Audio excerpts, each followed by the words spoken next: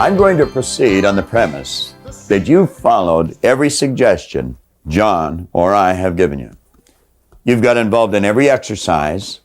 The goal is firmly established. You've got the picture. And now you're prepared to make your move. Now, this is what we call the moment of truth. This is where you exercise your natural risk-taking ability. We mentioned right at the beginning of this series, when we referred to that beautiful little baby, that baby is a natural-born risk-taker. So are you. So am I. So is everyone.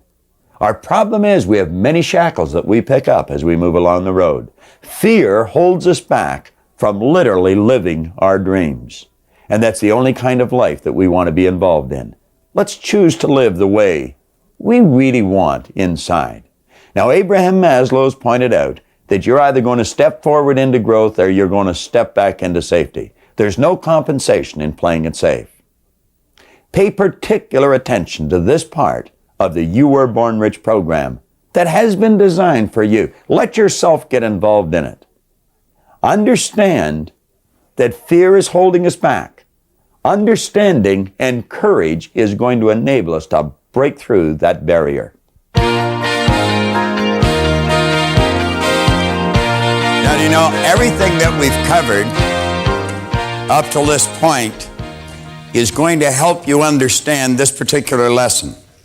How many of you have set goals in the past and you come right up, but the fear inside stops you and you back away? How many of that happened to? Everyone has experienced that. You know, Abraham Maslow one time said you will either step forward into growth or you'll step back into safety. That safety could be a prison. Is Janet Hall in our audience? Is Janet here? Janet was in a seminar recently, and she gave me a poem. And she said, would you like to have this? And I read it and I said, yeah, I sure would. And this is the first time I've shared it with anybody, but I don't know who wrote it. Janet might have wrote it. She didn't say whether she had or not. But at any rate, I got her name and I marked it on the poem. And I am indebted to her for it because it's so good. In a moment, you will be too. Here we're talking about risks. This is incredible. It says to laugh is to risk appearing the fool. To weep is to risk appearing sentimental. To reach out to others is to risk getting involved. To show your feelings is to risk exposing yourself. To place your ideas, your dreams before the crowd is to risk their loss.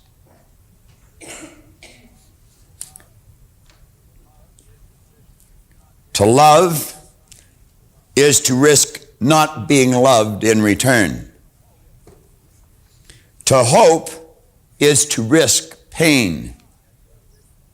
To try is to risk failure. But risk must be taken. It absolutely must be taken, because the greatest hazard in life is to risk nothing. The person who risks nothing does nothing and has nothing. You may avoid suffering and sorrow, but you simply cannot learn, feel, change, grow, live, or love. Chained by your certitudes, you will be a slave. Only the person who risks is free.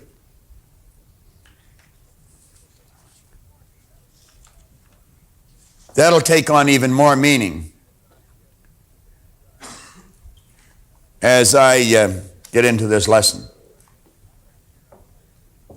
I have here a newsletter that come from a very dear friend of mine. He's a minister in Atlanta, Jay Dishman. And I used to go and listen to Jay every weekend because I liked his ideas. I liked his way of communicating his ideas. He put them in terms that you could take them and you could use them. He said, recently I visited Alcatraz prison. Once it housed the most hardened of criminals. Today it's open for tours under the direction of the United States Parks Department. Many men have tried to escape Alcatraz, but no one is known to have succeeded.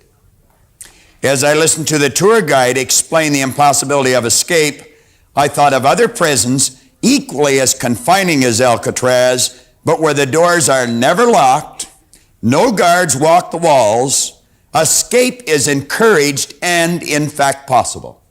And he said that prison is habit. You want to really be consciously aware of what you're doing. Is it a habitual thing you're doing every day? Is that what's controlling your life, your destiny? Or are you choosing and going in the direction of your dreams? He said our habit of thinking about ourselves and our environment is either a jail or a paradise. We just have to look around us to see people who are rich emotionally and materially because they think and feel rich. We also see people who are laden with emotional and material debt because they think lack. Some are inspired with vision. Others, unfortunately, are encumbered by doubt. Some are moved by ambition. Others are paralyzed by fear. Some feel free to change. Others feel safer in monotony. Some reach for the mountaintops. Others huddle in the pits. Some seek opportunity. Others just wait for it to knock. The sad fact is that more people are confined by their thoughts than are freed by them. Negative thinking shuts us in a prison. But there is a way out. Jay goes on to say, the Apostle Paul said, be transformed by the renewal of your mind.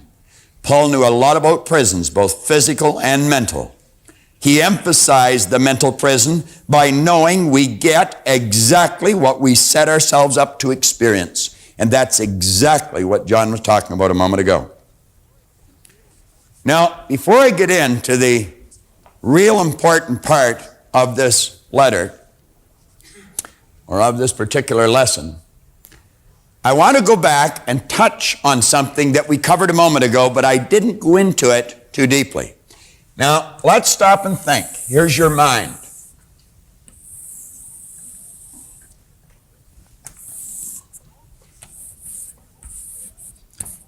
Most of us are conditioned, and remember what conditioning is, nothing but a mass of habits. We're conditioned to take all of our information from our sensory factors. We have been programmed on a physical level from the time we're children. Look at me, listen to this. Don't you see that?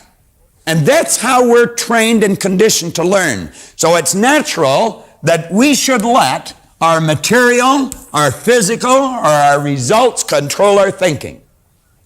Now we know there are two polarities.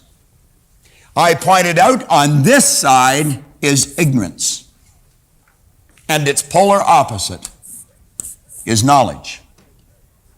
Now, an ignorant person does not understand that they can operate with their intellectual factors, they can choose the picture and get emotionally involved, and they can see the results come about in their life. They don't understand that they're letting their results control their thinking.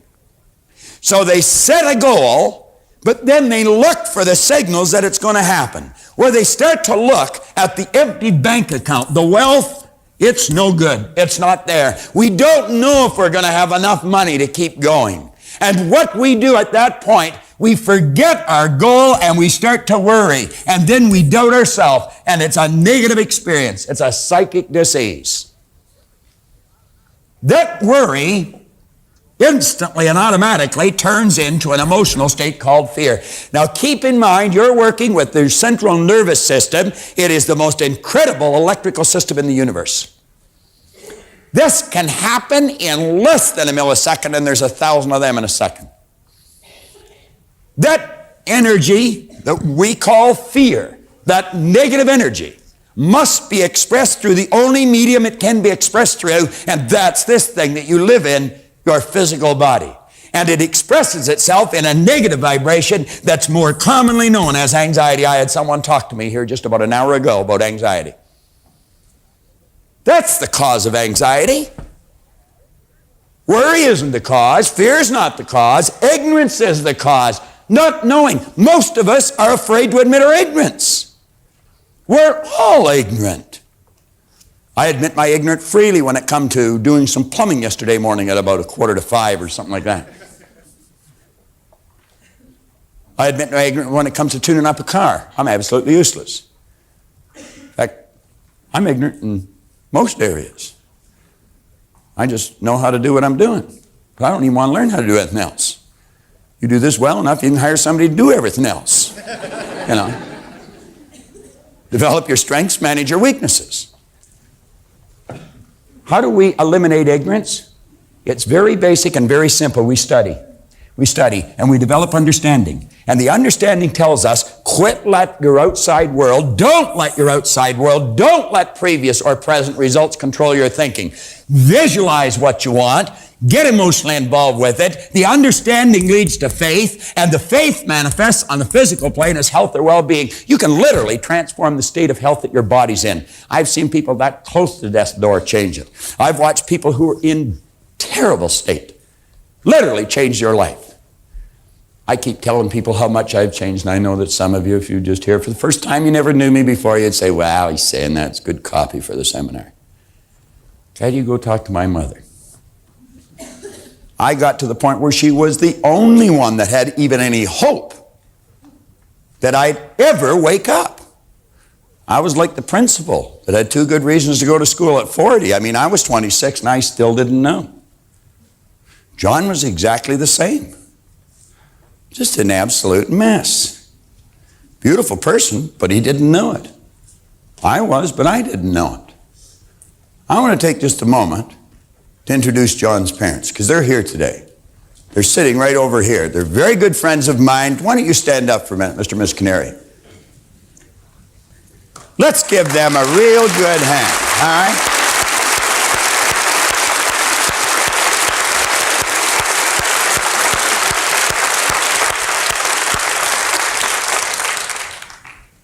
They are 2 of the nicest people you ever want to meet. And Mrs. Canary's not at all reluctant to tell me to mind my own business or keep my place. I mean, she's always given me hell for something. But you know something? She's an honest person, and so is he. And if you were to go talk to them, they would probably tell you that they just can't believe the change that's taken place in John. And it's done it through these ideas. And you know, whatever it is, you can change. And you know, the beautiful part, they probably enjoy the change more than John does. No, they really do. Because I think when changes like that take place in our loved ones, it makes us feel so good inside. You know? So not only do you benefit from the change, so does everyone else benefit from the change. Now, we're going to run through a mental process that every one of us have experienced. I'm not going to talk to you about something you do not know about. I'm going to talk to you about something you do know about. You may not know how to stop what happens, but it's happened to every one of us. It's happened to you.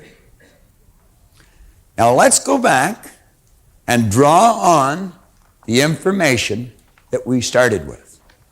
In our little life, we had all kinds of ideas programmed in here. John talked about that quite a while ago.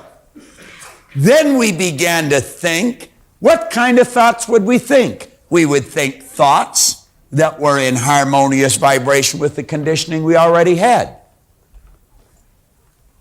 It's natural for a person to think X-type thoughts, X being the unknown factor. So it would apply for all of us. If our mind is programmed, our subconscious is programmed with X-type conditioning, it would make sense that we would think X-type thoughts. Why would we? Well, by thinking X-type thoughts, those thoughts, when they're mixed with the conditioning, set up a vibration that we're used to. That's called the comfort zone. It might not give you the results you want, and in fact probably won't. But it's comfortable. Do you know you can be comfortable getting very inferior results? You can be very comfortable in a relationship you totally dislike. Why do you think people stay together that don't even like each other? It's comfortable. It's comfortable. It's also dumb. Yeah. Why do you think a person stays on the job they don't like? It's comfortable. They're used to it. There's no risk. They know how to do it. Going after the bigger job might be scary. Keep thinking. Now, let's bring this ahead. We said this was bondage. It's prison. Now, this is what we call reason. Remember what we said here? We have sensory factors. You can see, hear, smell, taste, touch. Here we've got the person with the X-type conditioning, X-type vibration that produces X-type behavior, that produces X-type results. Let's say the X-type results represent $18,000 a year income. That's about where it was, isn't it, Al? Now remember, we also said we have the ability to choose thinking this way or this way. We can think of how we can get what we want, or we can spend time thinking of why we can't. We also said as long as an idea was just here in our conscious mind, it would have absolutely no effect on how we felt or anything we did, because it's right here in our consciousness. Now, this is also called the educated mind or the intellectual mind. This is the part that reasons, that thinks. Now, do you know you could put a Y-type idea in there, Y being much better than the old conditioning. See, this conditioning represents an $18,000 income. I'm going to use money because everyone can relate to it. Now, I'm going to ask Al, because we talked about Al here a little earlier. Al walked over at the break, and Al gave me a sheet of paper. Now, I haven't asked Al if he'd talk about this, because I want this to be spontaneous, and I also want it to verify something that I'm almost certain of. In fact, I'll be shocked if I don't get the answers that I'm expecting. I really will. Because I know so much about how the mind operates in the human personality. Al, let's let the Y represent the $500,000 income. And the X-type conditioning represents the $18,000 income. Now, Al, this conditioning caused you to do what you were doing to give you that income. All right? Did you like what you were doing, Al? Were you excited about it? Not 100%, no. Not 100%. You weren't really turned on with it. No. Marge, were you excited about what Al was doing? No.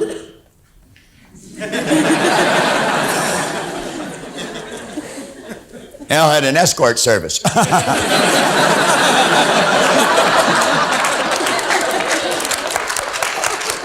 That wasn't really fair, but they're pretty good heads, so I think they'll go along with that. At least Al probably would, even if Marge wouldn't. Marge, how did you like living on the $18,000 income? I didn't. You didn't. You didn't take many interesting trips on the 18K, did you? None. No, none. Bet you cooked in a lot, did you? All the time. All the time. Now, Al, let me come back to you again. How long Had you thought about changing before you actually made the change? For quite a few years. I was Quite right. a few. I was right. Even righter than I expected. Quite a few years. I never thought it'd be quite a few years, but at any rate, it was quite a few years. Did you think of doing what you're doing now? It did cross my mind, but I couldn't get myself up to Couldn't get yourself up to do it, could you? doing it. You got a Exactly. brother that had been doing well for quite a few years, doing what you're doing now, haven't you? Mhm. That's right. And what it was, I believe, was fear that was holding me back from going out. That's exactly what it was, and that's what we're going to talk about here. Now, you see, the strange part about this is the guy that I was praising for being the great manager is his brother. Nino is Al's brother. Now, I have known Nino for 8 years. Nino was in the first seminar I did when we moved from Atlanta to Toronto.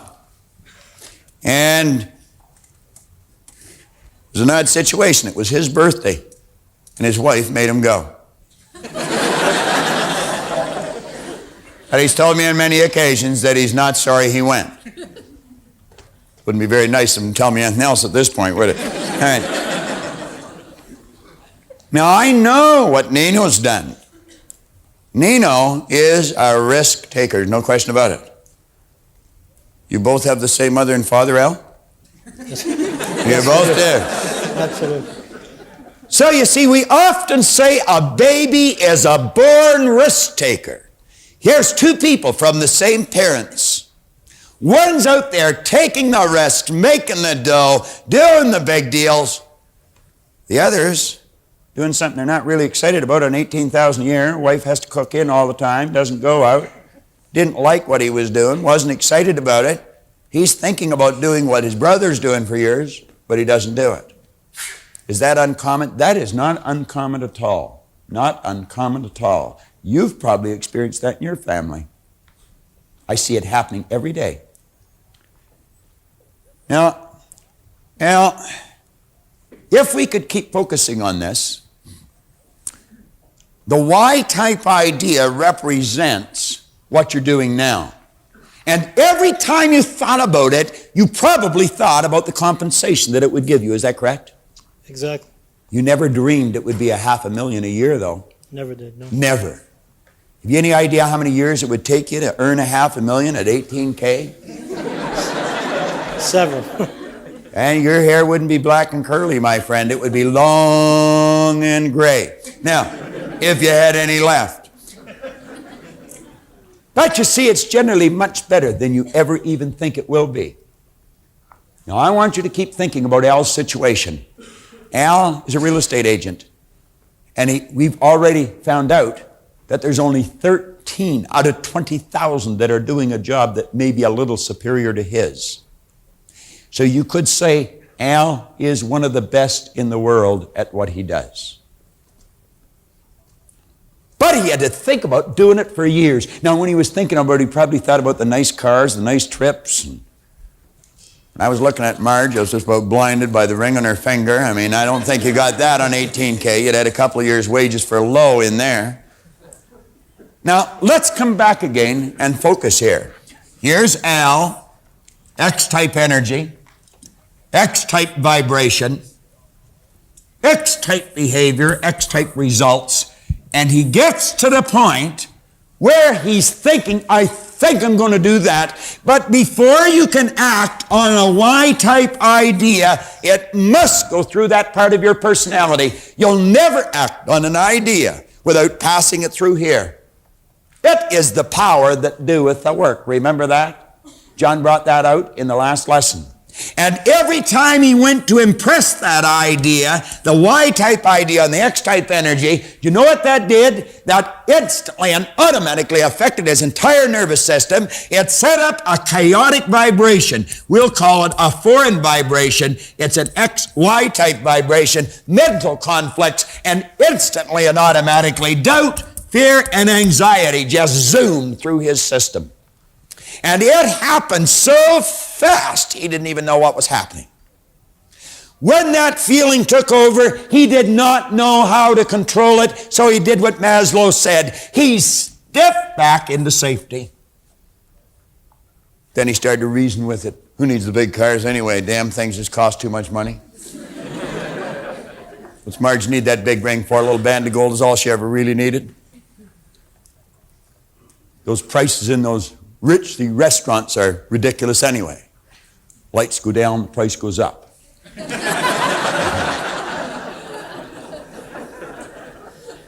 Kids are well fed and looked after. We're well dressed. We have a warm home. Besides, Nino loses every now and then too.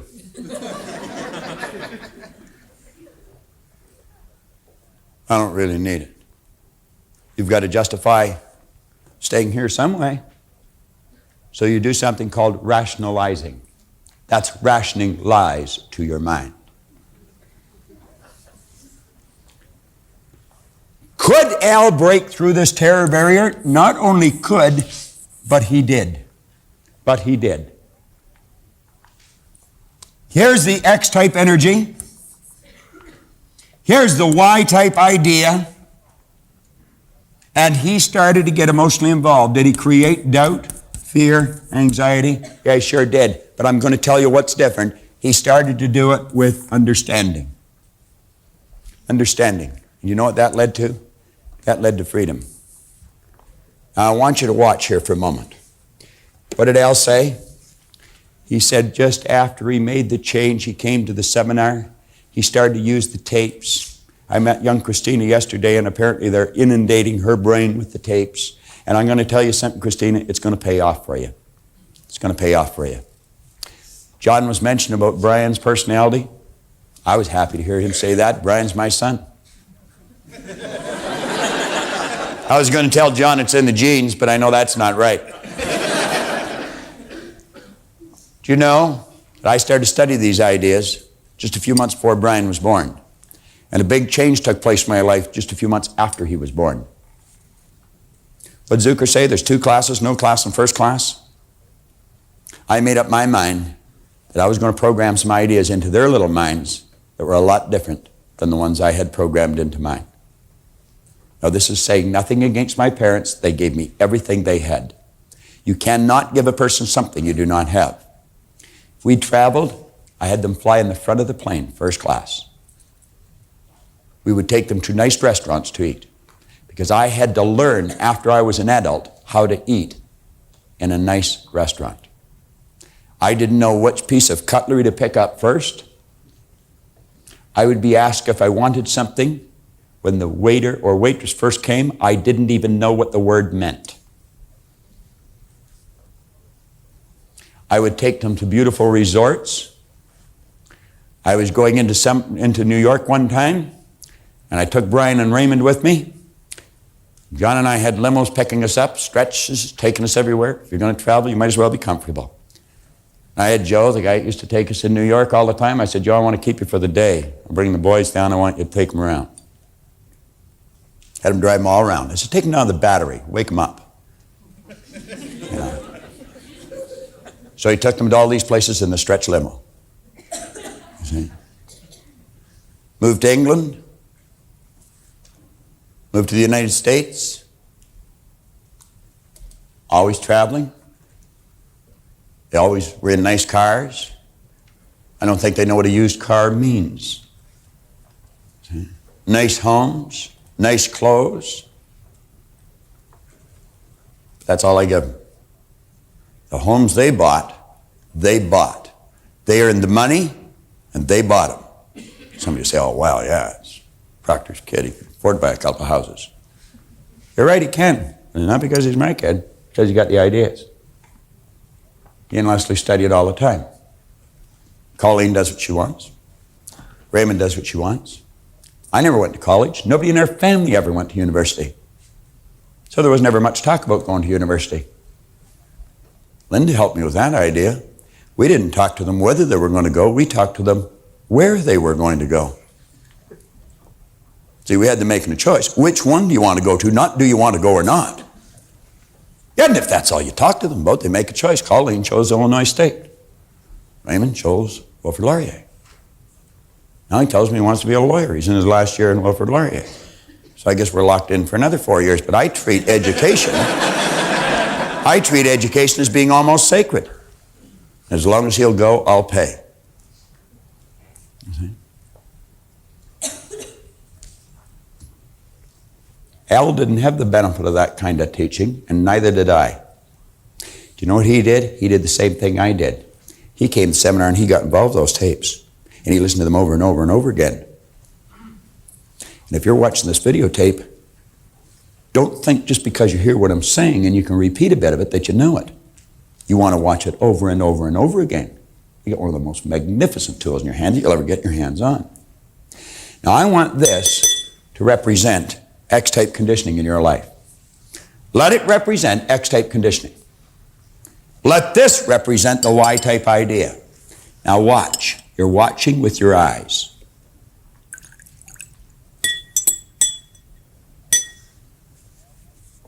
You don't see any change, do you, Reen? Al, do you see any change? No, I don't. You don't see any change. But your understanding tells you that it's not as dark as it was before I put the clear water in. Doesn't it? You see, as you impress the bigger idea, the old conditioning becomes weaker. And as we keep doing it, it becomes weaker. And it becomes weaker. And it becomes weaker. But you see, our eyes deceive us. We can't see any difference. But every time we watch the video, every time we turn on the set, every time we review the paragraph with the tape, every time we watch this idea being explained, the old conditioning becomes weaker and weaker and weaker.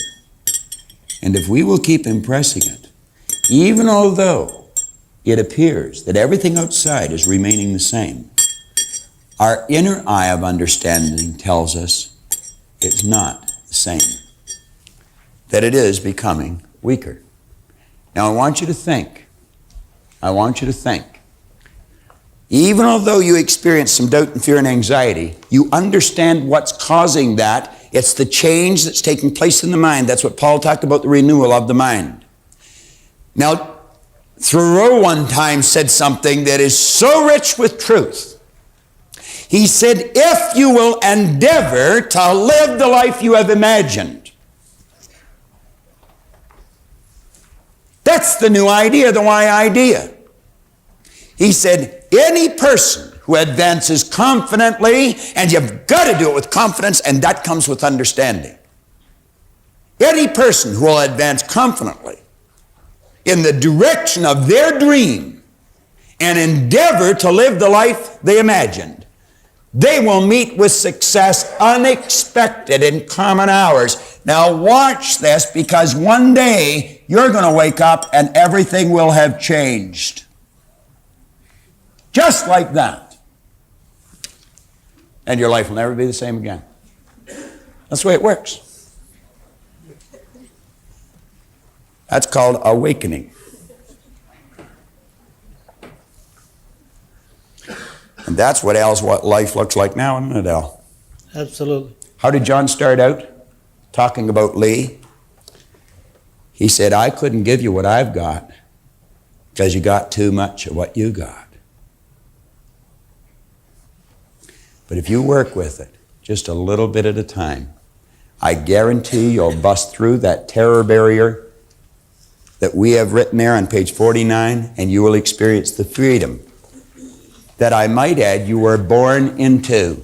Have you ever wondered why you're attracted to the baby? It doesn't matter the race, the religion, the creed, the culture. None of those things matter. If a mother or father standing in front of you in the shopping line, you've got the strongest urge to reach out and touch that baby. Sometimes you'll want to hold it and just kiss it. You will. Sometimes you cannot contain yourself, even though you don't know the people. You'll look hesitantly at the parent just so you can touch the little baby's hand and let it hold your little finger. Why do you think that is? Why do you think there's such a strong magnetic pull?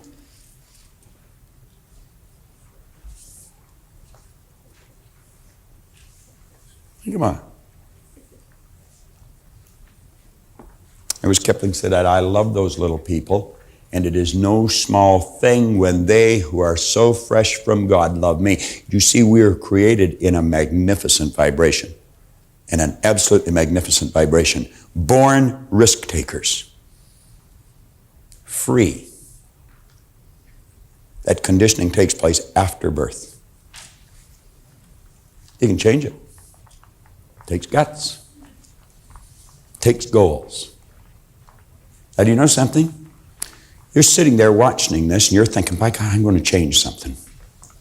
I had a man telling me this here today at one of the breaks. He says, I'm getting so excited I can hardly contain myself. He said, I just feel so happy. I said, you want to know something? You keep watching this and you keep watching this and you'll get happier and happier, and you're going to get to the point where you think, oh, I couldn't get any happier, and then you'll get happier. That's exactly the way it works. Abundance is our birthright. Now, if you're going to change, you know there's only one time to do it. Right now. Right now. Right now.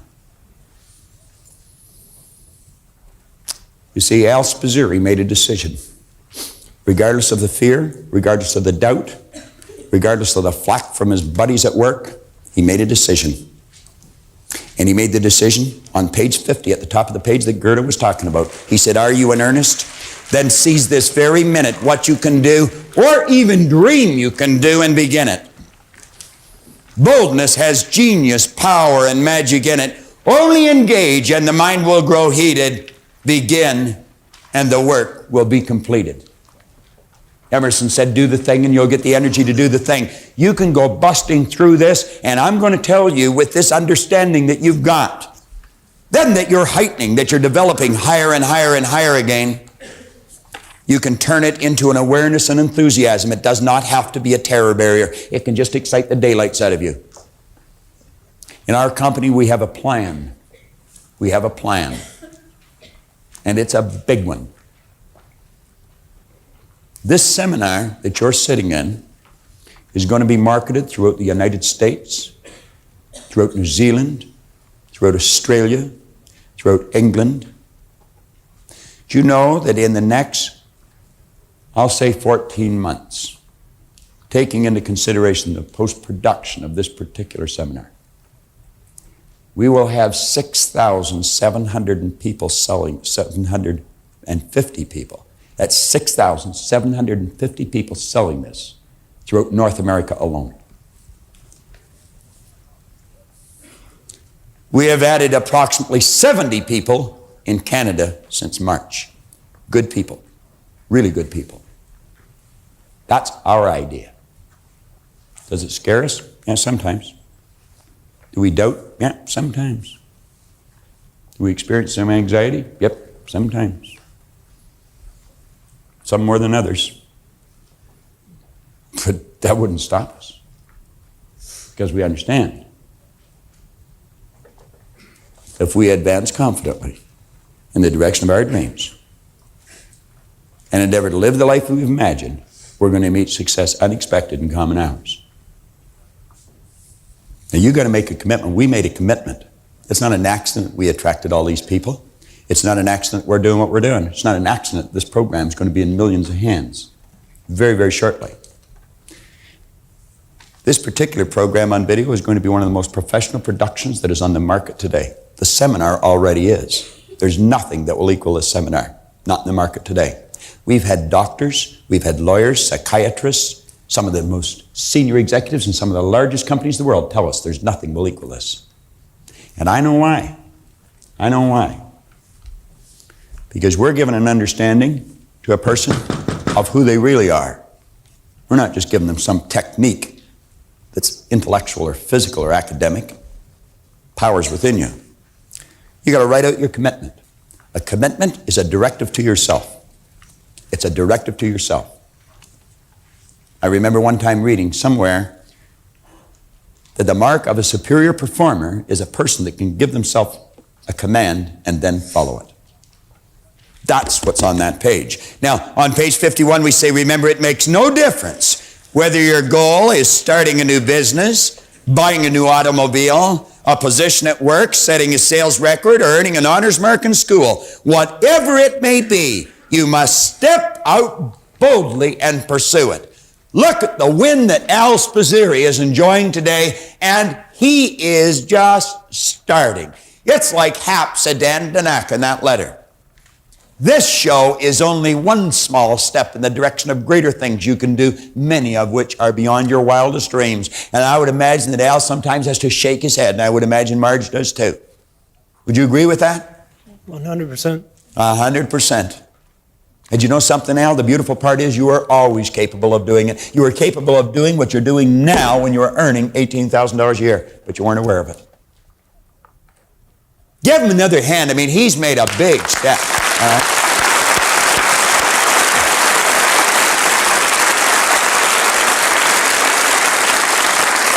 What did we say right at the start of the lesson?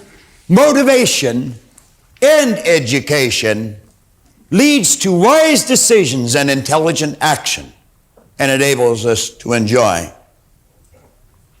the prosperity which is our birthright. Now we say, keep reminding yourself that you have tremendous reservoirs of potential within you. We're on page 51. And therefore you are quite capable of doing anything you set your mind to. You really can. I don't care what the cynics tell you. Quit listening to some of your peers. Want to shoot a better golf game? Quit golfing with your friends.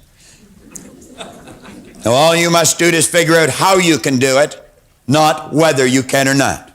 Just think of how you can. Forget about whether you can or not. You know you can. You just have to find out how. Begin to visualize yourself as a risk taker, and then starting telling yourself that you are one. Become fully aware of the good vibrations you get simply by virtue of practicing these simple exercises. Now here we are at the page of top of page 52. I've been quoting William James or James Allen. Through every lesson, I think I've given you this quote. Your circumstances may not be congenial, but they will not long remain so if you perceive an ideal and strive to reach it.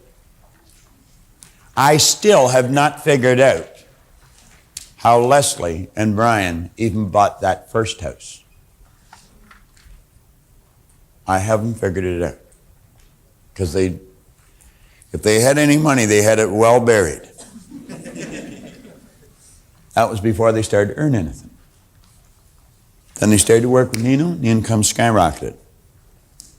So I don't even have to think of how they bought the second one. I'm not quite sure how many they're going to buy. But I know one thing. If you haven't got much, and you want to get a lot in real estate, you sit down and talk to them, they'll tell you. That you're going to make some major exciting moves. You've been thinking about them. You're committing yourself to it. When are you going to do it? When are you going to do it? You've got to create a sense of urgency. I'm going to do it right now. I wanted to make $250,000 in a year. And I achieved that goal. And when Bob says, be careful what you think because you will surely become it, we did $420,000 that year. I came back with the suggestion of Sam Kalanick. Sam is with the McColl organization, KM in the States. And Sam suggested that I come back to the seminar and get back into the Born Rich book because that's where the success came from the beginning. And I'm sure that with the Proctor seminar that I've had here today, that I know that I'm going to reach my new goal of $1.3 million is what I want to make this year. To earn $500,000 in the next 12 months. I came to Bob Proctor's seminar 4 years ago. At that time, I set my goal to make $40,000 a year salary. And after 4 years, I'm making about 3 times that. And I've come back again because I want to make it triple or quadruple. I want honors. I want to graduate with honors. We're going to talk about the fine line between winning and losing. And as it says in your book, it's just as fine as the razor's edge. So let's give John a warm welcome so he comes up to lead us through this next lesson.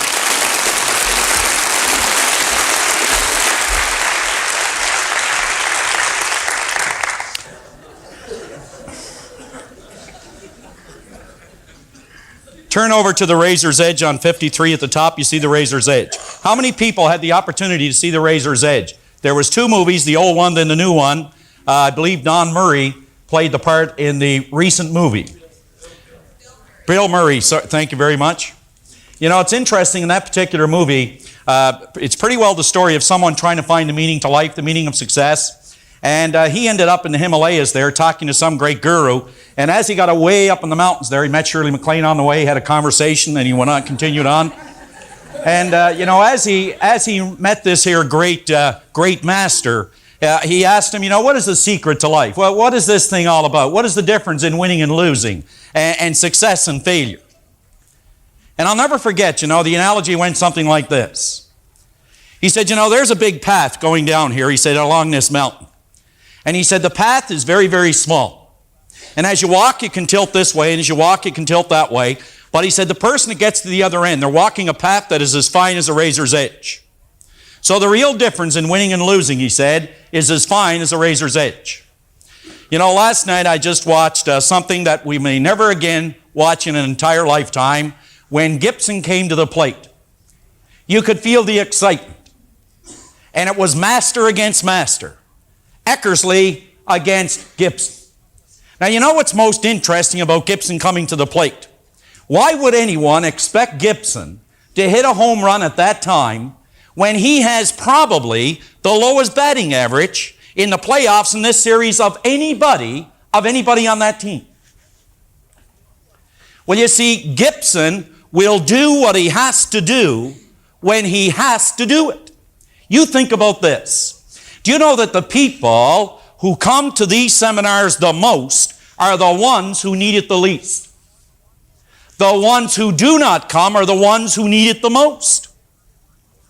Now, the real razor's edge difference works this way for you and for me. Many, many years ago, there's a great story told about a guy named Charles Schwab, who was the president of Bethlehem Steel and eventually put together the package called U.S. Steel. And he was approached by a guy named Ivy Lee. Ivy Lee walked in and he said, Mr. Schwab, I believe that we have an idea that could dramatically increase your business, he said, beyond where it is. And the most interesting thing about that is that when Schwab said to him, well, we already know what it is we should be doing, but if you can show us a better way of getting it done, we'll listen to you and pay you anything within reason. Well, Ivy Lee took out a sheet of paper and he started to write on it. And he said, now I want you to get out a sheet of paper. Now he said, what I'd like you to do, Mr. Schwab, is write down the 6 most important things you have to do tomorrow. Schwab did as requested. Now he said, first thing tomorrow morning, I want you to take out that list. And he said, you'll have them numbered in priorities. Priority A, B, C, D, E, F, G, or 1, 2, 3, 4, 5, 6. Now he said, I want you to work on number 1.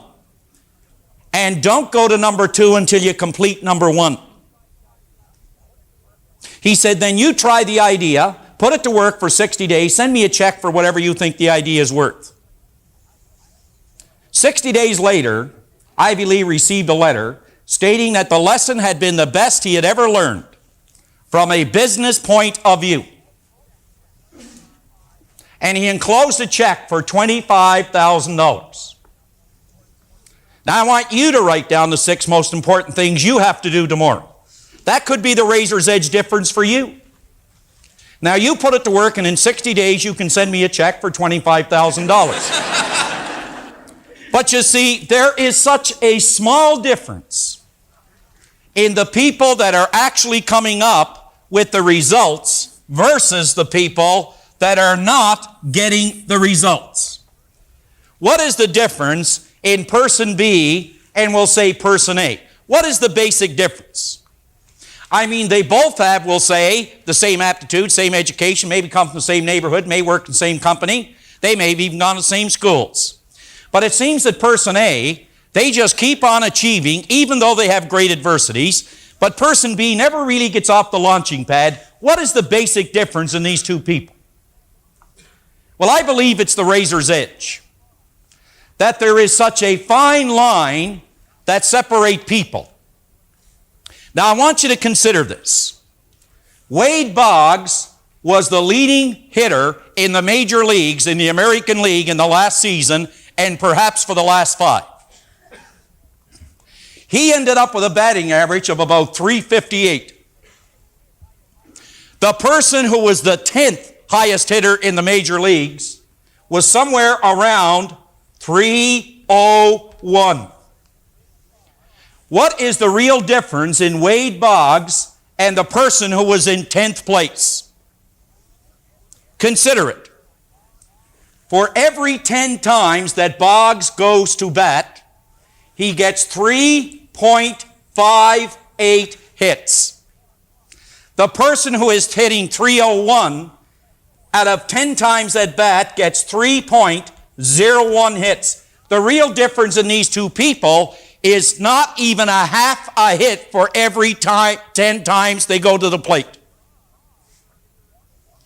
But Boggs is earning $1.7 million a year, and I noticed the 10th place hitter was earning about $280,000 a year, even though there's a small difference in the number of hits they get, less than a half a hit. The difference in income is absolutely phenomenal.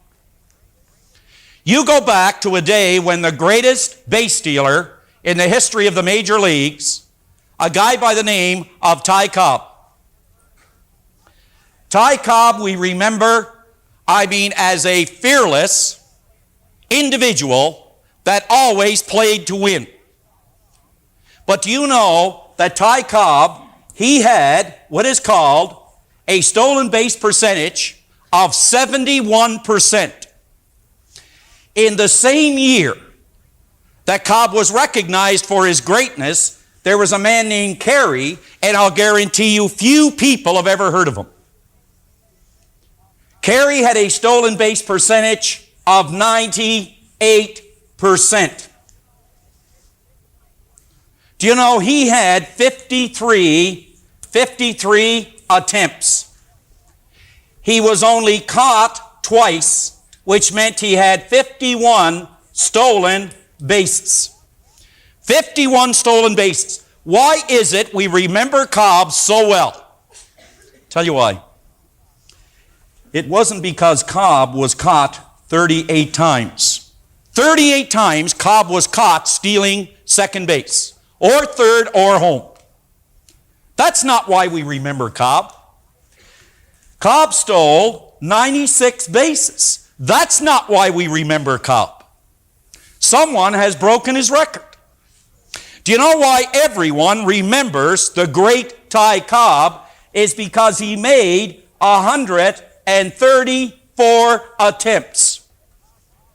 Was the razor's edge difference that Cobb was a better base stealer? Or was it because he made more attempts than this man Carey? That was the real razor's edge difference.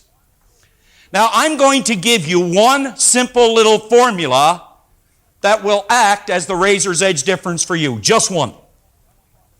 That's all, just one. Then I want to cover the book, and we'll get into the last two lessons with Robert. Now, here it is. The common denominator of success. The very simple formula, not an easy one, but a very simple one. It works like this. A man wrote a marvelous little book, 20 pages, and he entitled it The Common Denominator of Success.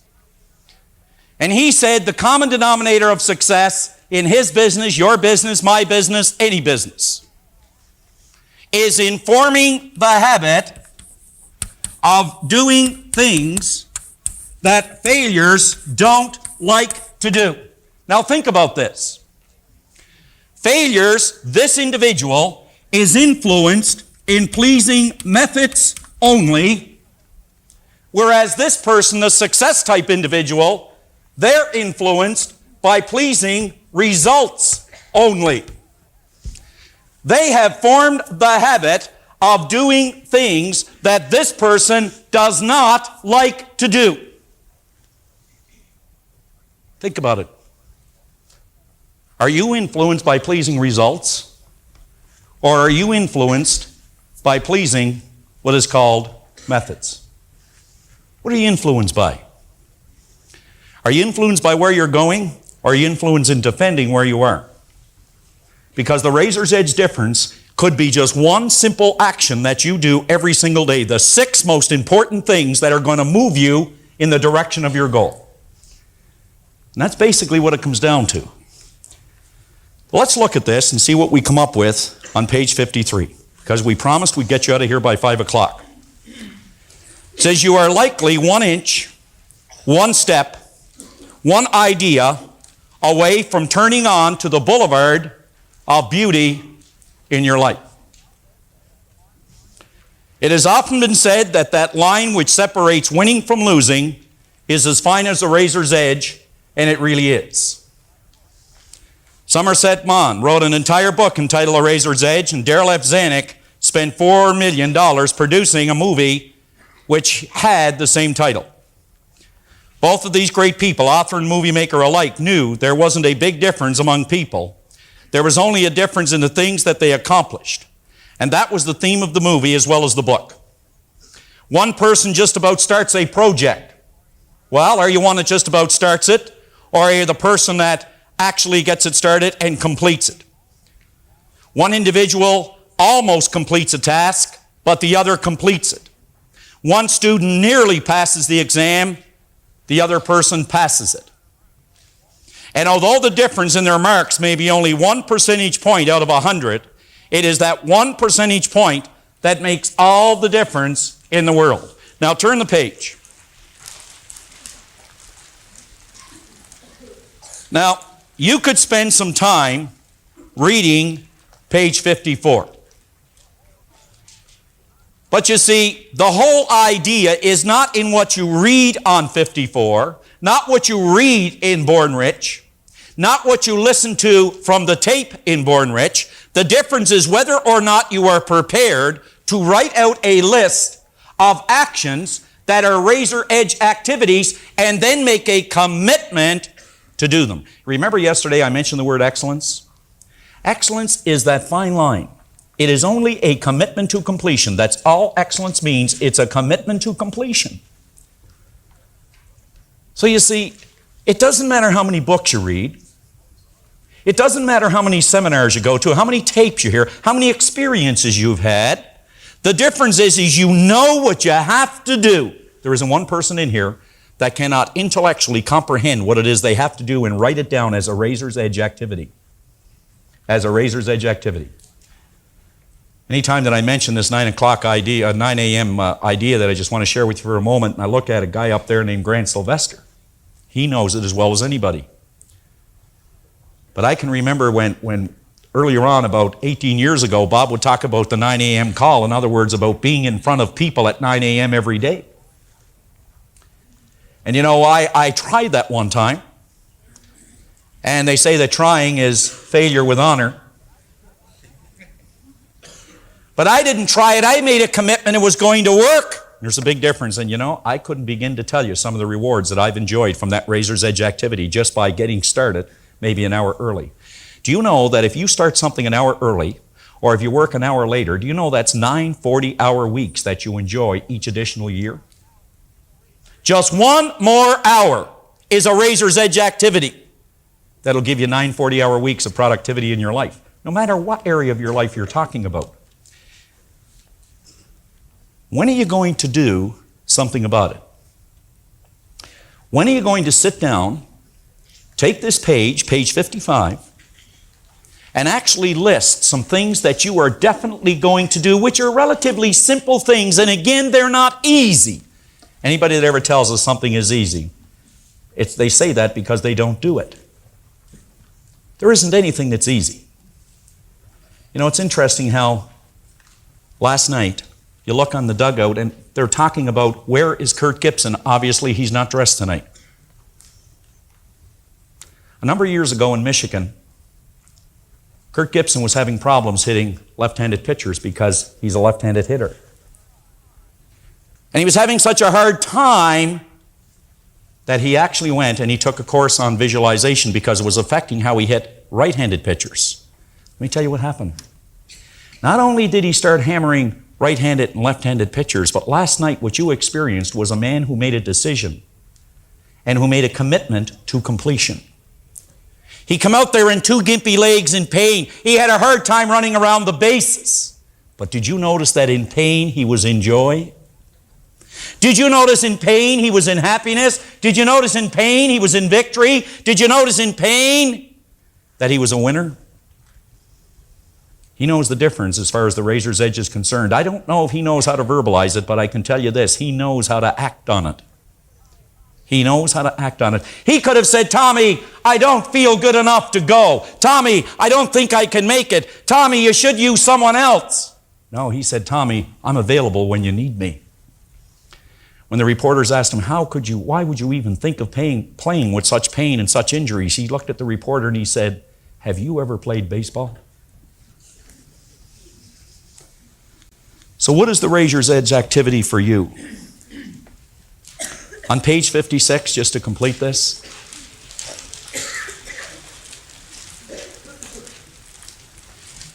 if you're employed in a sales capacity, consider the dynamic sales presentation which you could be developing in a month or two. If you simulated a sales presentation with an imaginary prospect or possibly one of your associates every day for 1 hour, imagine what would happen if you practice your craft every day. Imagine what would happen if you practice your craft as a parent, if you practice your craft in your profession, if you practice your craft in your family life, in your personal life, and with your friends. Can you imagine what would happen? Well, you see, if you're only going to try it for a week, I want to tell you now, don't do it because the frustration will be worse than ever. If you're going to try it for 2 weeks, maybe. But if you want it to really work, I'll tell you this. You give the next 90 days of your life, the very best you've got, and I'll guarantee you one thing, life will give you everything you want for the rest of your life. 90 days. I could go through this, and at the bottom, it's asking you to make a commitment. I'm going to suggest that sometime this week, and tomorrow you're going to be very tired, but I'm going to suggest tomorrow, just give some thought to what we were covering today in the razor's edge, because the difference is action, the difference is activity, the difference is doing. The difference is really doing. And then you make a commitment on what you're going to do with this page. And don't allow others, don't allow events to control your activity. Don't allow that.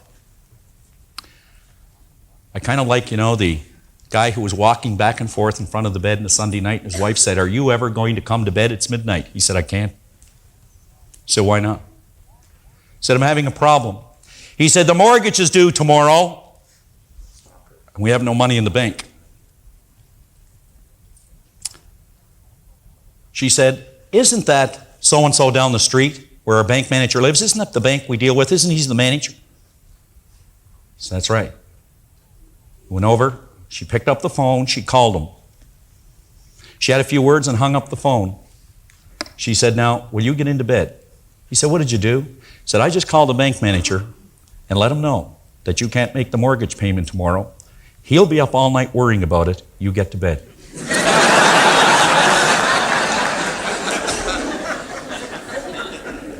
Excellence is a commitment to completion, and that's the difference in the razor's edge activities you're going to get involved in to really make this program work for you. And I'm sure you can relate that to almost any experience in your life.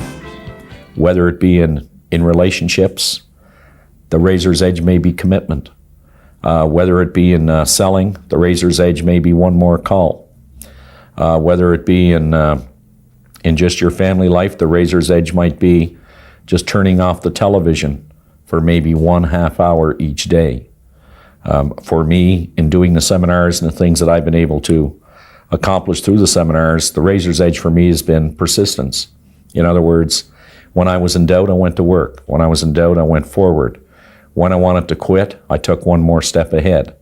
So the razor's edge is always perhaps a decision, and I think that this is probably very, very significant to anyone that we may be sharing with today.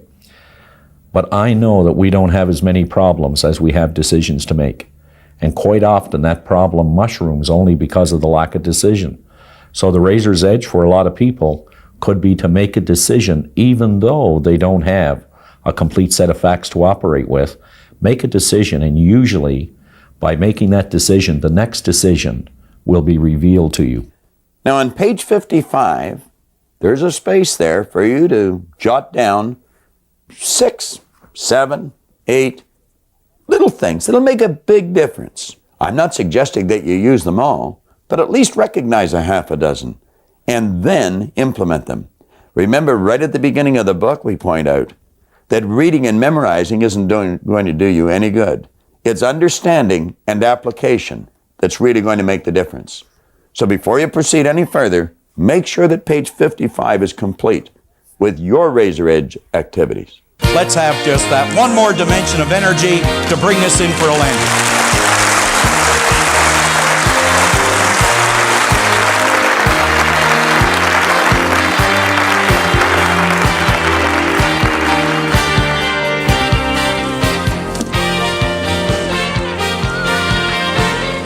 I want you to focus on this sand timer. Let the sand in the glass represent your life. Let the sand in the bottom of the glass represent the past. The sand in the top of the glass will represent the future. Now really think about this. The sand in the bottom of the glass represents the past. Everything that has happened right up to this moment in your life has been absolutely essential to make you the person you are, to prepare you to do whatever it is you're going to do. I'm of the opinion that we never really know what we're preparing ourselves for. But if we're using the right ideas, we can be absolutely certain it's something great. The sand in the top of the glass represents the future. There's absolutely no way that any of us can tell how much sand there is in the top of our glass. You know, I remember my grandmother when I was just a little boy, because she pretty well raised me, she and my mother. But my mother worked all day, and Grandma was the one that was home when we were small. And Grandma came to live with us a year before I was born. My grandfather had passed away a year before I was born. So when I arrived on the scene, Grandma was already there. She would probably have been around 60 at that time. So in my mind, she was a very old lady. Now, I've since changed my attitude about that, but at that time, Grandma was way up there. And you know, every day of my life that Grandma spent with us, I think I heard her say, "I'll soon be gone, dear, I'll soon be gone." Well, you know, it got to a point we thought Grandma was never going to go. Now, we didn't want her to, of course. She was a dear soul. She really was. But Grandma kept saying, "I'll soon be gone." She was 94 when she left. 94. And from the time she was 60 until she was 94, she was saying, "I'll soon be gone." Now, around the same time, I had a young friend of mine, Bob Yates. Bob and I went everywhere. We did everything together. We were, as the saying goes, as thick as thieves. And Bob was 2 or 3 months older than I was, I guess. He got his driver's license 2 or 3 months ahead of me. And I remember Bob had this sort of a panel truck. It was like a sedan delivery. Today, I suppose we would call them vans. But it was on July the 9th, 1951, Bob was coming in the Kingston Road Highway, the highway you would travel on if you were coming from Montreal into Toronto, Canada. And there's one area that some of you would be familiar with where you can either go along onto Danforth or cut down onto Kingston Road. And Bob was cutting on down to Kingston Road, and it was necessary to go under a concrete overpass. And as Bob come down there, wham, just like that, he hit that concrete overpass, and like that, Bob ran out of sand. 16. Now that was a terrible impact in my life. I'll never forget it. But if you had asked Bob a half hour before that how much sand he had in the top of his glass, he probably would have said half a century for low. He didn't have a half an hour. Now, I choose to believe that we all hope that we're going to go to bed tonight. And we're going to get up tomorrow morning, we're going to go to bed tomorrow night. But none of us know with absolute certainty whether that's going to happen or not. I remember the first speaker I ever heard was Charlie Cullen. And Charlie's lights went out doing what I'm doing right now. Right on stage. I suppose when Charlie went on to make the speech that he went on to make, he probably thought he had lots of sand left, but he didn't. And every one of us can tell a story like this. Probably tell a number of them. See, the point is, you don't know how much future you've got. What's gone is gone. There's absolutely nothing you can do about it. Some of you have had divorces. Some of you have probably had bankruptcies. Some of you have had terrible things happen in the past. But what's gone is gone. It's in the past. And to spend your time focusing on the past is to spend the only thing that you've got, and that's what's right here, right now, because the sand never stops running. This is all we've got. And to spend your time now thinking of what happened there is making absolute certain that the future is going to be the same as the past. Now, I don't suppose many of us spend a lot of time thinking about that, but a lot of us spend a lot of time making that error. That's an excellent symbol. All you got is now. We're saying here, don't think in reverse. There's a great poem here, Forgive. I remember years and years ago, I suffered with headaches, terrible headaches. I got to the point where I was taking Bufferin for the headaches. Then I got to the point where I was taking Sinutab with codeine for headaches. There was 16 in the bottle, and I got to the point where I was taking 2 bottles a day. As a matter of fact, most times I didn't even remember my head not aching. But I was sort of numb all the time. Of course, with that much junk in you, I guess you couldn't be any other way. And I remember talking to this chap. I was in the Hotel Vancouver, and I was picking up 2 heavy briefcases or suitcases, and I was in a real rush to get to the airport. He said, "What's the matter with you?" He said, "You look like you're going to pass out." And I said, "I feel like I am." Well, he said, "What's the matter?" And I said, "My head is aching so bad, I feel sick to my stomach." Now, some of you suffer with this, and I felt like banging my head against the wall. It was so much pain. He said, "Go and sit down in that chair." And I said, "I don't have time. I got to catch a plane." He said, "Listen, you can always get another plane. You only get one head." He said to me, "Do you know what forgive means?" On the top of page 58, that's the title of the poem, Forgive. And by the way he asked the question, I just thought I probably don't. And I said, "Well, I don't know." He says, forgive means let go of completely, abandon. Just let it go. Unequivocally. No strings attached.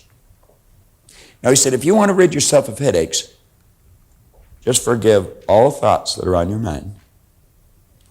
And you just listen to me, and he put me in a totally relaxed state. I felt better than I had felt for years. If you're suffering from headaches, take the relaxation tape out of your program and commit yourself to listen to it every day for 30 days. And as you let yourself get involved in that relaxation tape, you're going to forgive any thought that comes to your mind. You're going to program your subconscious mind to put your body in a totally relaxed vibration, because you're going to find that your head is aching because of the things that you're not letting go of. And it's causing tension, and it's causing an abnormal state of vibration of the cells in the brain, which causes the blood to rush to the head. And as you put yourself in a totally relaxed state, you'll soon become programmed to relax. I know that I would not be able to do what I do as often as I do it, and as long as I do it, if I wasn't relaxed. I am just as relaxed here in front of you or in front of this camera as if I was sitting in my den patting Ginger, my dog. I am. For Linda's sake, or Libby, you see. We have 2 dogs. They accuse me of favoring one of them. Now, probably because I do. I think Ginger's prettier. Now, study that poem. Study the meaning of it. On page 59, we say you'll never obtain any substantial measure of material wealth if you insist upon living your life as if you are looking back through your rearview mirror on your automobile. Nevertheless, it seems to be a very common error which many people have turned into a habit. Let the dead bury the dead. Let it go. I don't care how bad it was, let it go. 5 years from now, 10 years from now, when you look back in retrospect at that terrible thing that's happened, you're going to find it was probably one of the best things that ever happened to you. Advancement of all kinds is preceded by a crisis. The greater the crisis, the greater the opportunity for advancement. Or you could put it another way. You could say, out of all confusion comes order. A higher degree of order than that which existed prior to the confusion. Because you see, the confusion was a learning state. Remember, I was pointing out that business is fun. It really is. I see business as a game. It's a game we're playing, and we play to win. And when we're winning, we're having fun. And when we're losing, we're learning. Let's treat both of the experiences exactly the same. They're learning experiences. Now we say, remember the old adage which says, let the dead bury the dead. Stop looking back on your life and worrying about the things which have already occurred and which you can no longer alter. It's like trying to change the time you got out of bed this morning. You're never going to be able to do it. That stands for eternity. You cannot go back and change it, since you cannot let it go. Pursuing that kind of mental activity will never lead to anything worthwhile, any worthwhile accomplishment in your life. You should understand, moreover, that all accomplishments in your life, you should understand, moreover, that all of the great achievers of the past have been visionary figures. They did with their life what, like Scott was saying, he does with his music. He heard it in here. They see their life in here. They're building visions of a great future. We've got a vision of a great company. We've already got a great company. We want a better one. We serve a lot of people. We want to serve more. And as we do, we receive greater rewards. And because we receive greater rewards, we become more comfortable, more creative, and we can provide more service. It's a beautiful cycle that we're in. Looking into the past is a self-doom fulfilling cycle. You just keep getting it worse and worse and worse. We've all done it, so we know what it's like. These visionary figures were men and women who projected into the future, and they did not belabor over things which had already passed. They thought of what could be rather than what already was, and then they moved themselves into action to bring these things into fruition. That quote at the bottom of the page, I should have actually given the person credit for it that said it.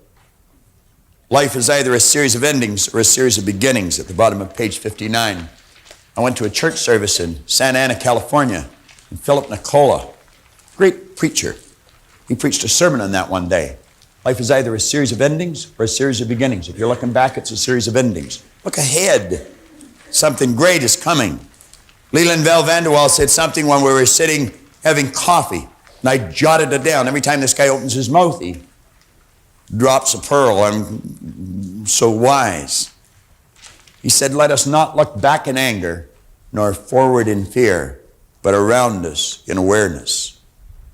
Was there ever depth in that? Let's not look back in anger. Let's quit thinking in reverse.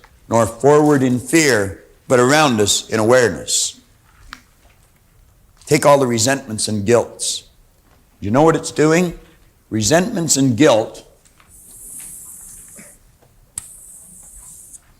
is simply choosing to build a negative idea here over something that someone did to you, and then letting ourselves get emotionally involved in it, and we move into the same vibration. Now think. I don't care how justified you may feel in holding a resentment. It's a dumb game. Ray Stanford used to tell me it was like throwing dust into a strong wind at someone else. You know where the dust is going to end up.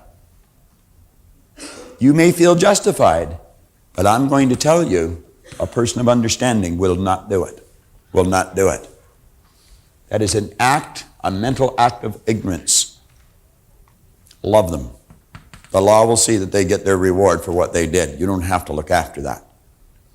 And as long as you're holding that resentment in your mind, it's like replaying the same thing over and over again. And the same physical experience is taking place. You're moving into that vibration.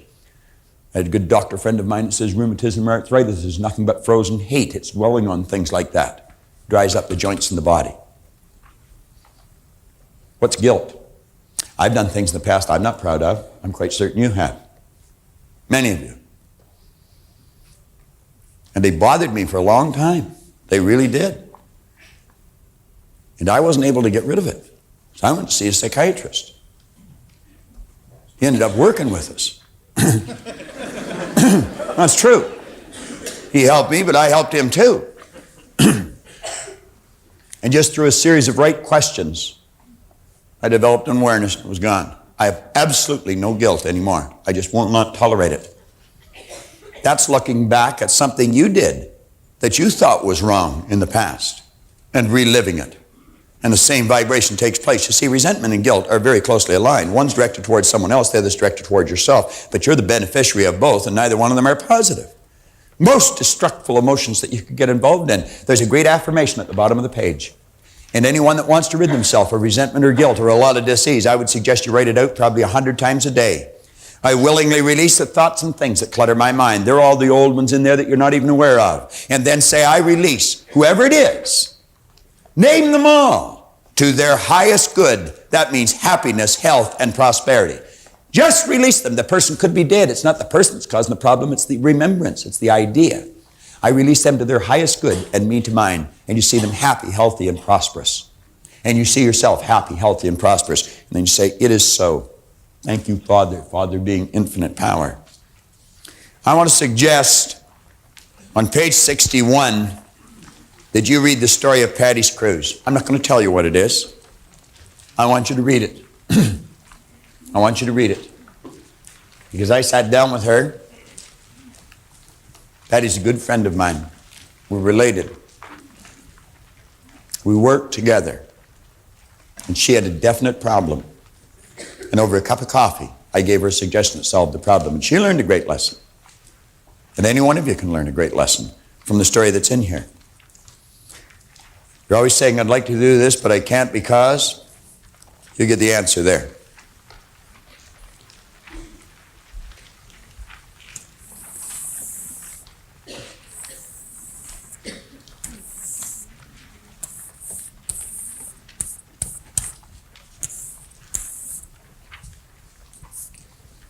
Now on the next page, on page 62, if you have been guilty of allowing your sales sheet, your bank account, or the x-rays your doctor takes of your body control the way you feel or think or view your sales, your financial position, or your health, I can assure you that just as certain as it's going to get dark tonight, there will not be any marked improvement in your life in any of these areas.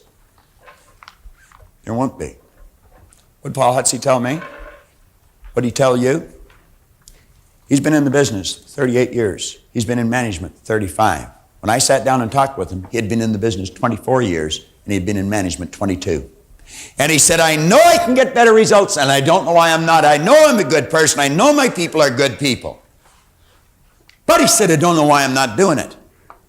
I said, I can tell you in about 15 minutes.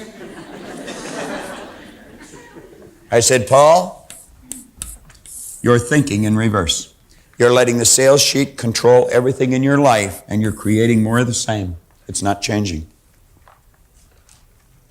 I said, you got to quit doing that. You got to realize that the results you're getting has been controlled by the way you think. And I said, what you want to do is keep your mind on a higher image rather than a lower concern. You take this magnificent power and you build the picture in here that you want. And you let yourself get emotionally involved in that picture. And I said, Paul, it'll happen so fast, it'll make your head spin. What did he tell you? In 9 months, he went to the top of the company. 9 months. He had been trying for 22 years to do something. What did Al tell you? 18,000 to 500. I was saying to someone downstairs, you know, I used to read these stories in the books when I first started, and I thought, oh, this can't be true. Go follow these people. Talk to them. That's why we brought Paul Hutsey in here. That's why we've had the various people stand up that we know that changes have taken place and have come back to these seminars. And they keep coming back and they keep coming back. That's why you should keep watching what you're looking at. On page 63, these are just action lessons. I want you to take the chapter on Don't Think in Reverse, and I would suggest that you read it over a few times and ask yourself, what did I learn from this chapter? What did I learn from it? I would suggest you take your own voice and you narrate that chapter and the one John just went through on the razor's edge. Put them on tape.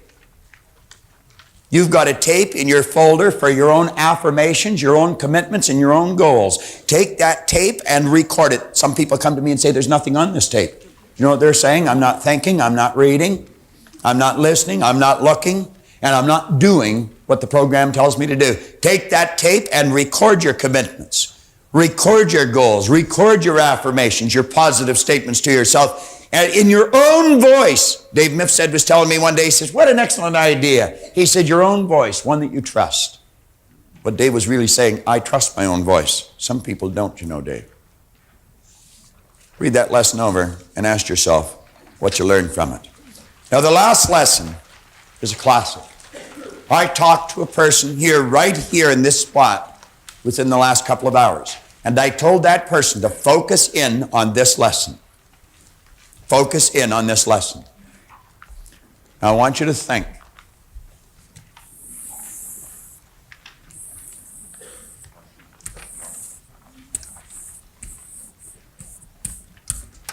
You want, and I want, greater good here.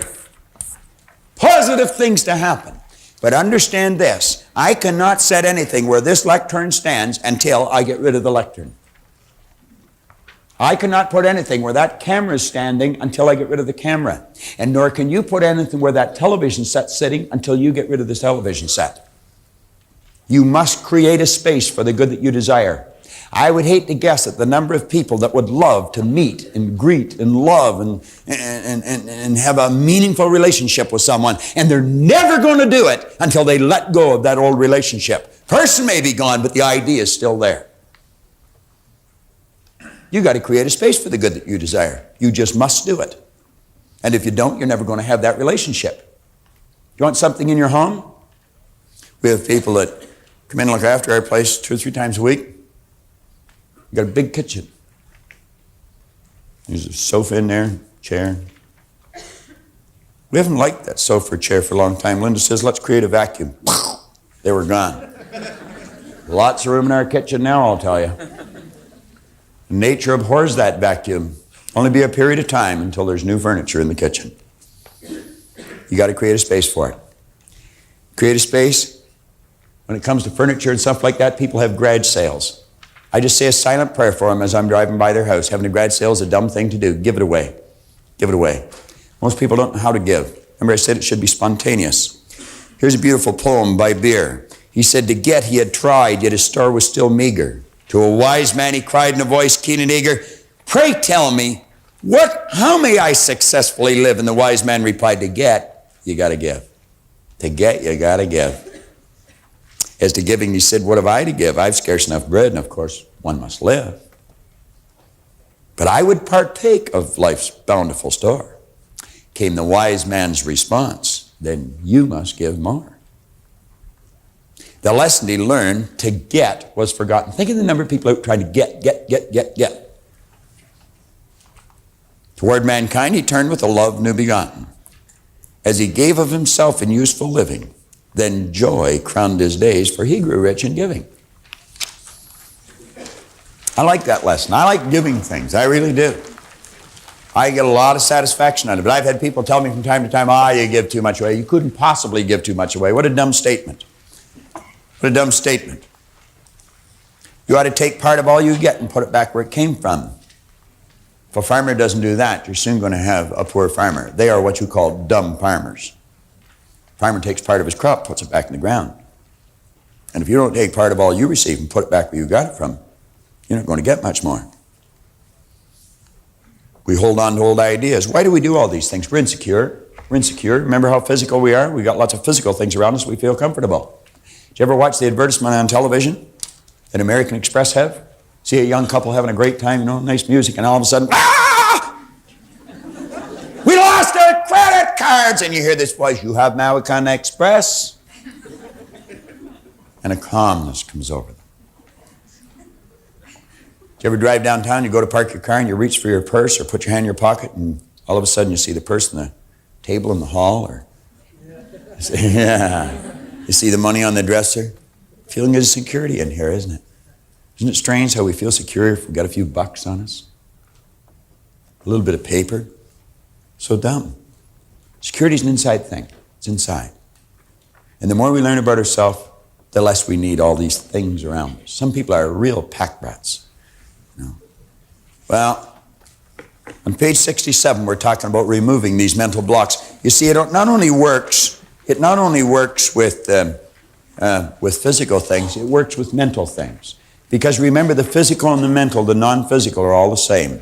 And we must create a space for the good that we desire. In the book, you'll see that I dedicate this book to my Aunt Marg Moyer. I love her very much. She and I are very close friends. And Marg and Don, her husband and daughters and family, they came to the seminar. And when Marg first came, she said it was such an awakening for her. She'd always been so subservient. She never thought that she could have anything. And if she ever learned anything, I'm going to tell you, she learned this law.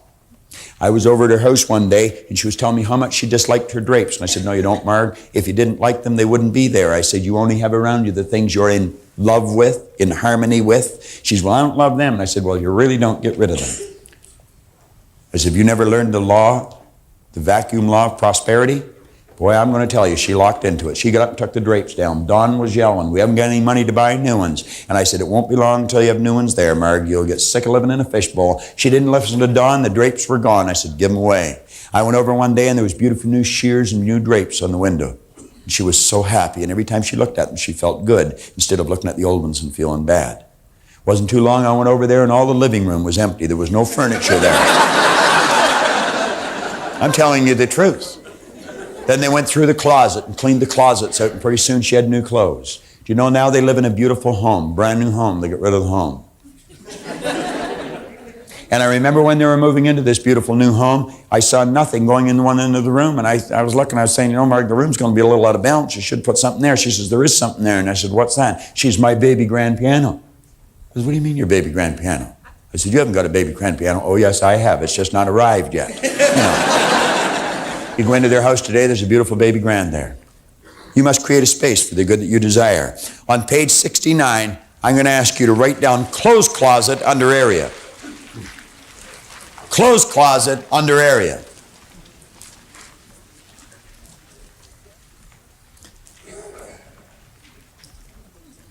Now, I want you to write down a date within 7 days of today's date. Completion date. Put down a day, could be today, tomorrow, the next day, but within 7 days of completion date. Now, what I'm going to suggest you do is that you test this law. I'm going to suggest you go through your closet, and every piece of clothes or garment you pick up that you do not wear, you get rid of it. You just put it on the floor. And you're going to get to the point where you're going to grab one garment and you're going to have a difficult, it's almost like it's welded to the railing. Because that garment you paid a lot for, and you haven't worn it very often. In fact, you only had it on a couple of times, but you don't like it. It doesn't feel right, or it doesn't fit right. But you're thinking, I spent so much on it, it's so good I can't throw it out. Get rid of it. Get rid of it. Completely clean the closet out. Get rid of the shoes. Nice idea, isn't it? That's right. You want a new, I know, I can tell by looking at you, you want a new. I mean, you're just so excited about this. Do you know in a relatively short period of time, that closet will all fill up again? You'll say, but where will I get the money? You'll attract it, and you'll get the clothes that you want. There's a young lady sitting right here in the front, Heather. She's just gone through that. And James paid.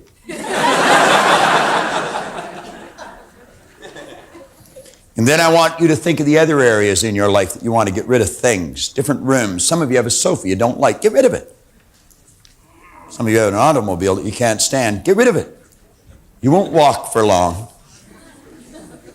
Now on page 70, I want to suggest that you stop and think of some of the ideas that you had locked into your mind when you started to listen to this. I want you to write them down, and on the opposite page, write down the new idea that now you accept as the truth. Make up your mind that you are going to create a vacuum by letting go of that old idea and accepting the new idea. You study that vacuum law of prosperity chapter and study it and study it and study it, and I guarantee you your life will be filled with beauty. Create a space for the good that you desire. I was talking to a manager of a sales operation. He was telling me he wanted more people working in his office. I said, "Do you have an empty desk?" And he said, "No." I said, "You haven't got any space for one." I said, "Create a space for one. Get the desk. Put the phone on it. Put everything there that you need." And I said, "Before long, there'll be somebody behind the desk. And if you doubt me, you try it. If you doubt me, you try it." Now, we're going to bring this thing in for a landing. But before we do, I want to suggest that you watch this at least once a day. You don't have to watch it all, just a little bit. Do you know the beautiful part about this is that I have been recognized around the world as having a lot of information on this one subject. And I get very well rewarded for sharing it. I really do. I don't meet many people that know more about this subject than I do. There are people around, but I don't meet many of them. And when you get to that point, your stock goes up. Do you know what always amazed me? I've never studied it very much. I've only studied it a little bit, but I studied it a little bit every day for 27, 28 years. And you'd be amazed just how fast it adds up. It's just like the $20 bill, Andy. $20 today. In a short period of time, it's $1.5 million. Put to work properly. You put these tapes to work properly. Every day, just turn them on for a little bit. Turn some of the junk off that you're walking on that box. Most people watch the best of the worst. They just flip around until they get something they can tolerate. No. Use something that'll really stretch your mind. Well, here we are coming to the end of the program. The end of the program is actually the beginning of the program. We've pointed out numerous times that repetition is one of the keys to success. As we went through the Born Rich program, John and I made a number of suggestions. We suggested that you make a commitment and you write your commitment out. Put it in writing. We suggested you make a number of affirmations, positive statements from yourself to yourself. I read one time where it said the mark of a superior performer is an individual that can give themselves a command and then follow it. We recommended that you write your goal out, and that you relax on page 30 and redefine the goal. See yourself as the person you want to be. Now, number 8 cassette in your program is for you to fill in. You read number 8 cassette, the audio cassette, it says your own narration of your affirmations, commitments, and your goal. Now, do you see, the old conditioning or habit would cause you to just leave that there and not bother putting it on tape. But consider this. You take your voice, it's a voice you trust. Your mind is used to your voice. You write down your affirmations, you write out your commitment, and you write out your goal in the present tense, and put as much feeling as you can as you record it. And you play this cassette every day. I want to suggest that you use this program of yours that you've invested in every day. Get your friends involved in it. Get your family involved in it. And you're going to find that your life will never be the same again. You can have the things you want, all of them, and you will have them by incorporating these messages into your life. Momentarily, I'm going to introduce you to an excellent idea that John and I conceived some time ago, and we will be bringing to your doorstep before too long. It's a magnificent set of books. It's called the Torchbearer Series. And you're going to find that they can help you along with this program. Review the program often. Complete the exercises. Wear it out. You'll be so far ahead. Now sit back, relax, and mentally come back into the seminar as we tie this all up. I used a quotation a little earlier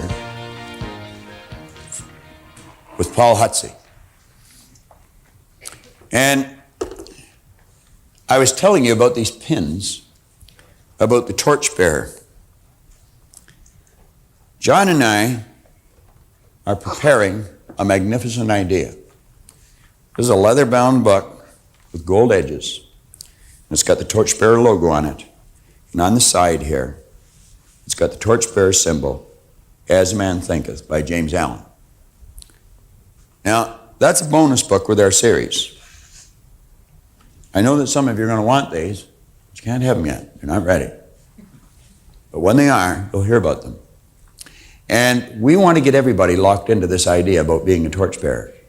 Let me repeat that quotation again. Roosevelt said, "Only those are fit to live who do not fear to die. And none are fit to die who have shrunk from the joy of life. Both life and death are parts of the same great adventure. All of us who provide service and stand ready for sacrifice are the torchbearers. We run with the torches until we fall, content if we can pass them to the hands of the other runners. If you want to experience real joy in your life, you follow the advice in that quote. Be a torchbearer. Pass on something good. Give up something so you can. And you'll always get more back so you can pass on more of something good." Now, what we've done is create a set of books. And I'm going to get John just to take a second. They're a beautiful set of books, and they're a complete set. They're going to be classics. They're ideas that have been passed down through the ages. We're putting them together. And like I said earlier, we've got license to brag about all this because none of it's ours. It's just something we've collected from some of the greatest authors and the greatest thinkers in the world. There are 12 different subjects. I'm going to get John just to run over each one of them. This is not necessarily in the order of importance, but one of them is called confidence. The entire book is written on one subject, and it's called confidence. You just read them this way. Then there's a book on courage, perhaps one of the most important things. The next book is on decision. In other words, making a decision and how to make or to improve your decision-making ability. This one I particularly like. It's called responsibility. The next one is entitled receiving.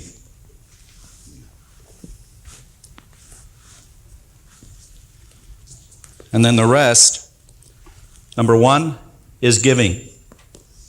I believe Robert just covered that very, very well. Of course, one that I'm sure you'll all identify with is attraction, the law of attraction. Robert? This one is on satisfaction. Very important idea as far as understanding what it really means. And of course, a big one, and perhaps the biggest, is called faith. To tie in with faith is one entitled belief. And I believe what makes everybody a torchbearer, and is the reason that I'm here today, is this one called persistence. Persistence.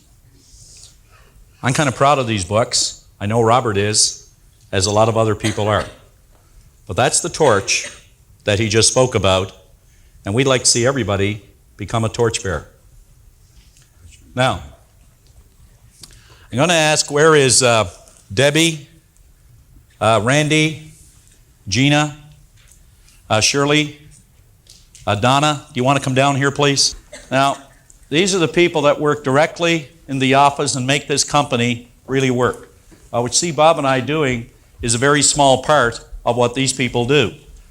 But there's one person that heads this company up, and believe me, I have a respect for a lot of people, but in a business sense and management sense, you're not going to meet one like Linda Proctor, our president.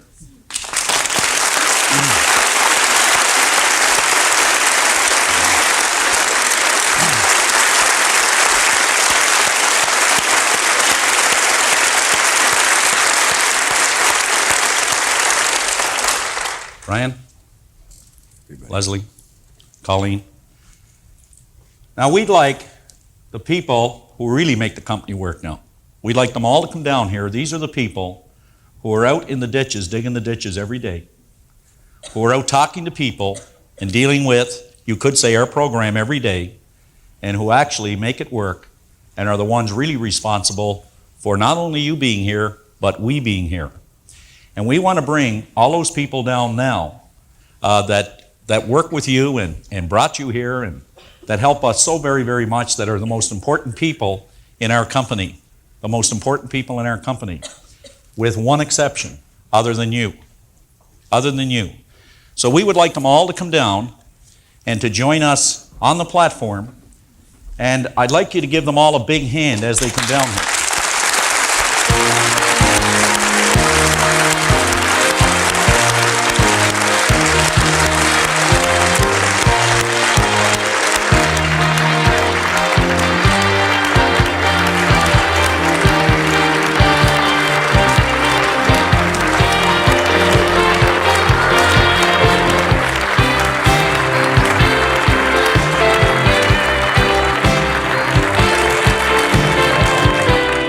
These are the people in Ontario. We're right across this country now. So what we would like to do is Bob is going to wind this up by thanking you so very, very much, and finishing with what this program is really all about in a simple poem. You know, I'd like to add to John's remarks and thank these people, because they are really the ones that support us. They do the hard work. The people, the Marines, the ones that are out on the beach. All these people work with us full time. They're out there and they're giving it everything they've got. There's a number of other people that are not here, unfortunately, today. They're off somewhere else, because we have people in many different areas. But as we bring this in for a landing, what I would like you to do now is focus on yourself. There's a beautiful poem in the book, You Were Born Rich, and it's a poem that I fell in love with many years ago. Leland Val Vanderwall was the first one to share it with me. And in that poem, he said, every single blade of grass and every flake of snow was just a wee bit different. There's no two alike, you know.